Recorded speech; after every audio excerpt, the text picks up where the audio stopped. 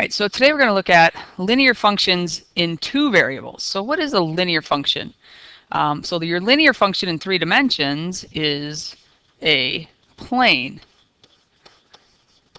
And that's what happens when you sort of have a linear change in x and a linear change in y.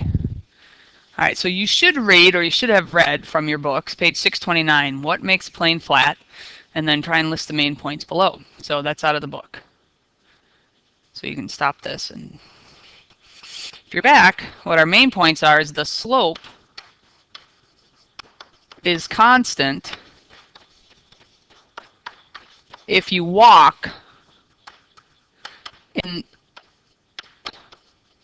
the same direction. So because it's not the same slope everywhere, but as long as you move in a straight line in your 3 dimensions, you keep walking in that same direction, your slope will be constant. And so we get that when you fix y, or let's do delta. Delta z, your change in z over your change in x is constant if y is fixed. And similarly, delta z over delta y is constant if f is fixed. So if you move sort of parallel to the x-axis, your change in z over change in y will be constant. If you move parallel to the y-axis, that's your y is fixed, your change in z over change in x will be constant. Now, if you look at how these correlate 2 dimensions to 3 dimensions, your point slope equation of a line in 2 space, so we have our y minus y1 is our slope, x minus x1, or in other words, y minus y1 is delta y over delta x, x minus x1. Now there's a corresponding point slope equation in a plane, only now we have 3 variables connected. It's very similar. We have our z minus z1 is going to equal our delta z over delta x, x minus x1, and our delta z over delta y, y minus y1. So it's very, very, very similar. And a lot of places you'll see z minus z1 is you have some m again, x minus x1 plus n, y minus y1.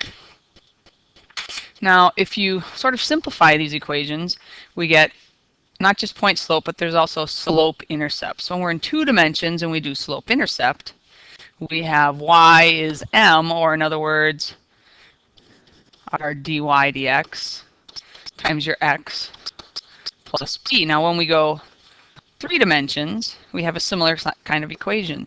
Our z is dz dx in the x direction plus dz, dz dy in the y direction plus some z-intercept. And up here, this was our y-intercept. Because when x is 0, y is b. And here, when x and y are both 0, then z is 0. Or z is z0, whatever that is. Okay, so let's take a look at this. It can show up in a table, it can show up in a graph, it can show up in an equation, so we can write all kinds of things in 2 variables. So right here, find the rate of change for each row in column. What is the meaning of each rate of change? So if we look about in this column, going down here,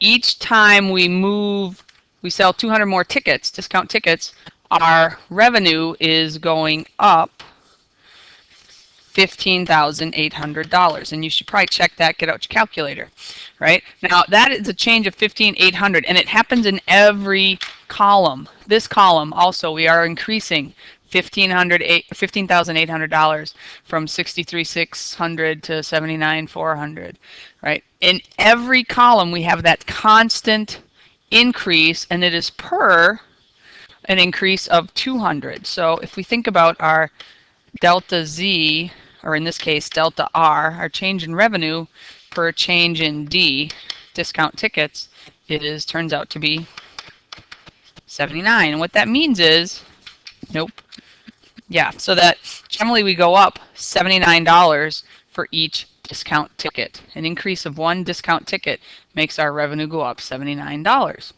Okay. In the row, if you think about going this way, because this is really your dz dy, my change in z over change in y, as z goes up, in this case, 23,900 for each 100 more full price tickets. So we get 239 really dollars per full price ticket. So our revenue goes up $239 per each full price ticket. Use this information to write an equation for revenue. So I'm going to pick one point, any point I want, or in this case we know that we have the point. If you have 0 discount tickets, 0 full price tickets, what's your revenue going to be?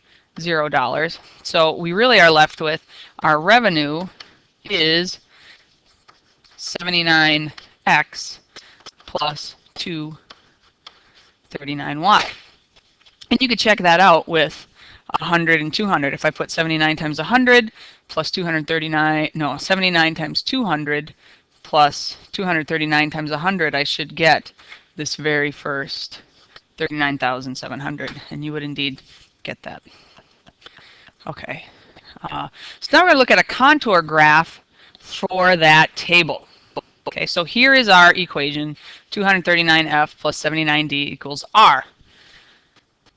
And our contour graph matches the table from the previous slide. So what do you notice about this? Well, things you notice when you look at these is that our contours are evenly spaced parallel lines, which we know represents a plane, right, from our last contour diagram unit. And so what key features would you see in the table of any plane? Yep, in the table. So in our table, we're going to have a constant difference in every row. And they has to be the same constant difference for each row. And similarly, there's a constant difference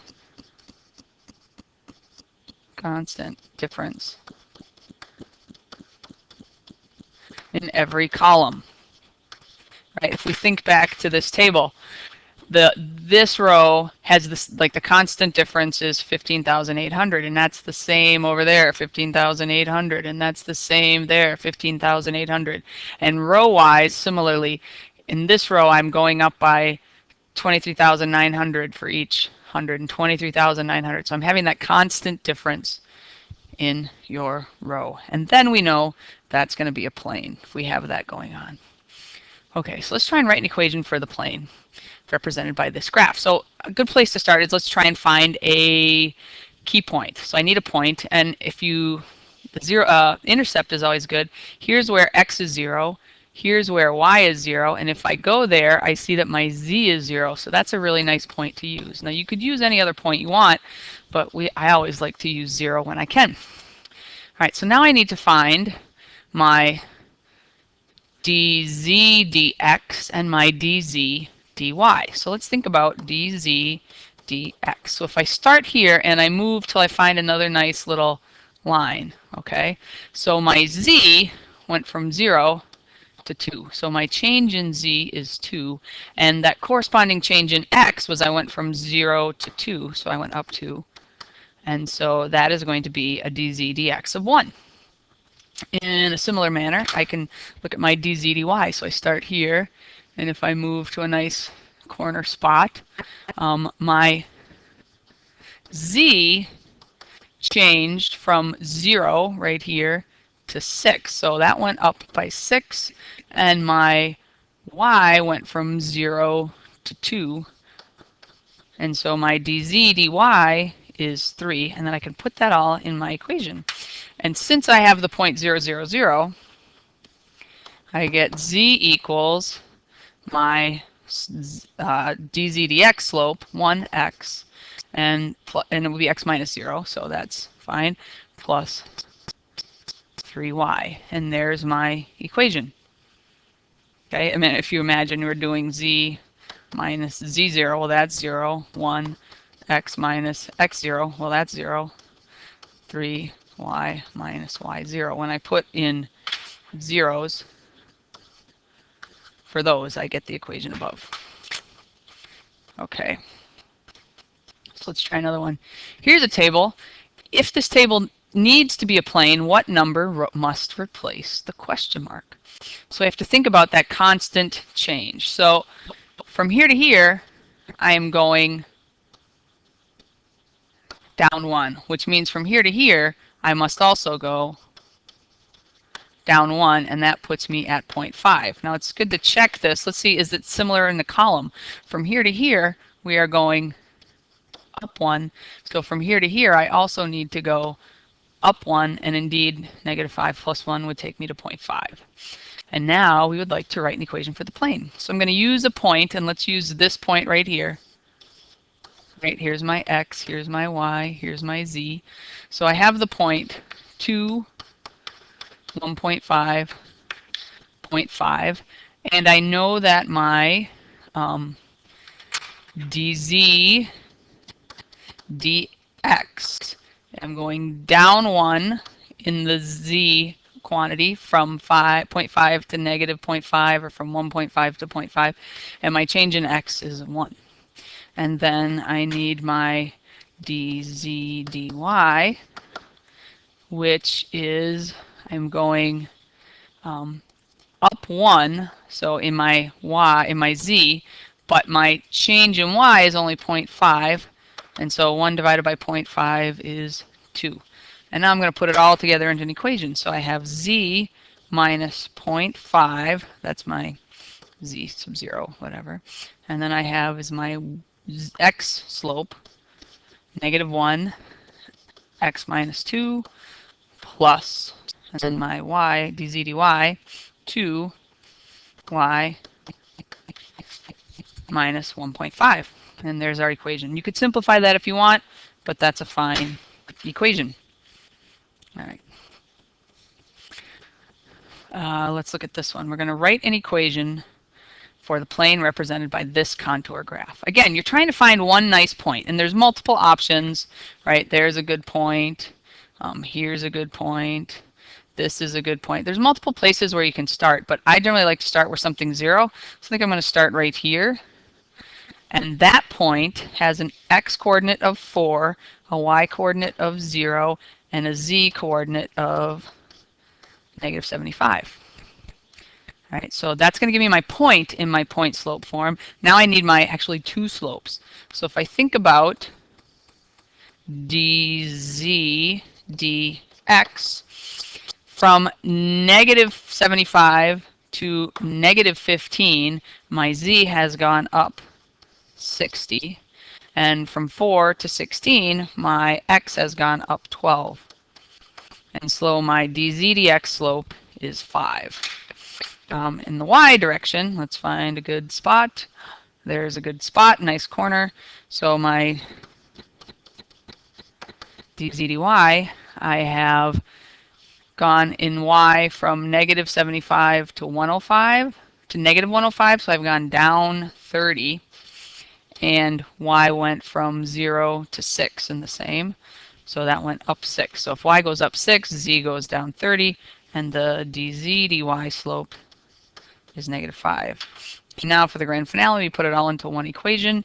So I have z minus negative 75 is my dz dx slope is 5,